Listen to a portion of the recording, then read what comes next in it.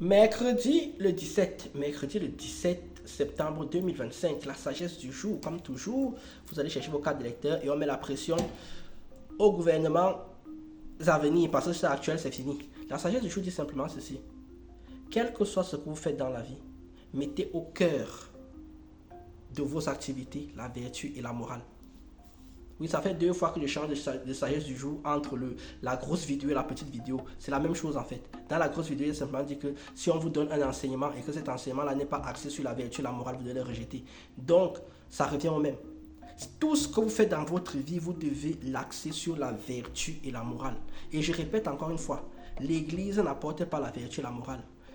La mosquée n'apporte pas la vertu et la morale. Il faut arrêter avec ça. Beaucoup de gens pensent qu'ils sont dans la religion, c'est la vertu et la morale. Non, il y a beaucoup de choses dans la religion. La religion, c'est d'abord un gros business.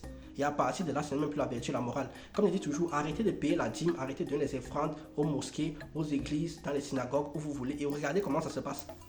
On va vous chasser de là, on va vous chasser. Je répète encore, tout ce que vous faites dans la vie, vous devez apporter la vertu et la morale. Car la vertu et la morale, c'est ce qui vous permet de vous élever sur le plan mental, sur le plan spirituel et surtout avoir et construire un univers de paix dans votre vie et autour de vous. Oui, vous comprenez donc pourquoi j'ai toujours dit cela et que je répète encore une fois. Pour devenir riche, il faut s'émanciper de la morale. Vous ne pouvez pas être riche en étant dans la morale.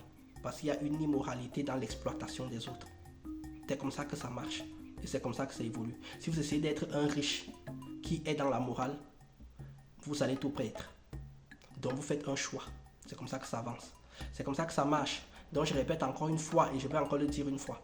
Tout ce que vous faites dans votre vie, vous devez mettre en son cœur la vertu et la morale. Vous aurez ainsi la paix du cœur, du corps et de l'esprit.